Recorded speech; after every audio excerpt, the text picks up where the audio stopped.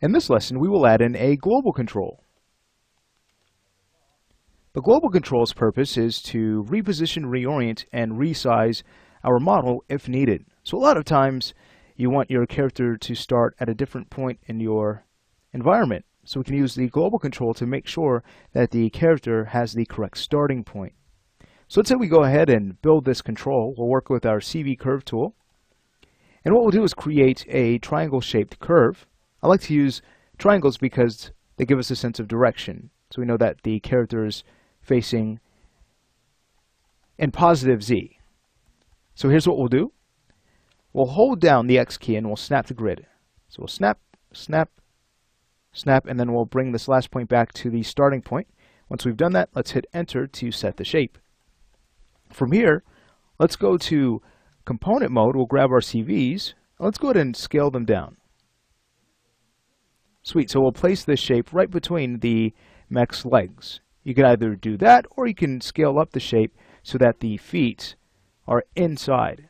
So it really depends on what you would like. Either way, let's go to make sure that we will have no trouble selecting this object.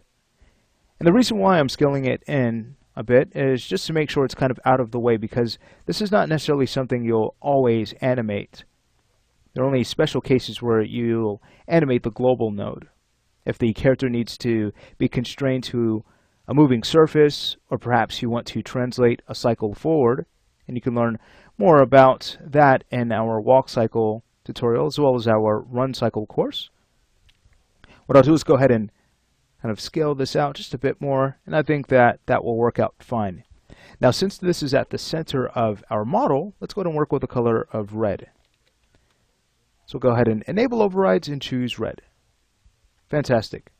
All right, jumping back over to our channel box with Control A, let's go ahead and rename this object. That's anim underscore global 01. We don't need our visibility channel, so we'll right click and choose lock and hide selected. Or again, you can go to the channels menu and grab the same tool. Fantastic. It's now time to do some cleanup work. Let's go ahead and make sure everything follows this global control correctly. So we'll go ahead and head over to our outliner. Let's make sure that this control is stored in our mech group. So just middle click and drag and add it there. Now, expanding the mech group, we'll take our controls group and the joints group, and we'll make sure to parent to our global node. So again, let's make sure the global control is selected last, and we'll press the P key. So watch this. When we grab the control and we start to move the object, you can see how the mech will now follow. When we start to reorient the control, our mech will also be reoriented. How cool is that? Now, what about scale? Let's test that out. So as we start to scale this object, everything scales except for the body. So not too cool, but then again, it kind of is. The stylization we've just created. But anyway, getting back to the lesson. So what do we need to do here? Well, let's go ahead and take a look at our model group. So within, we'll find the body group. Take a look. The body group has been parent constrained, correct? But it has not been scale constrained. So here's what we'll do.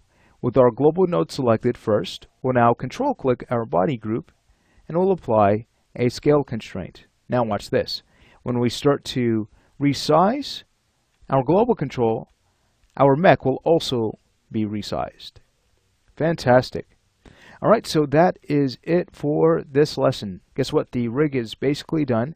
It's now time to get our scene ready for animation. So we'll cover those steps in the following lesson.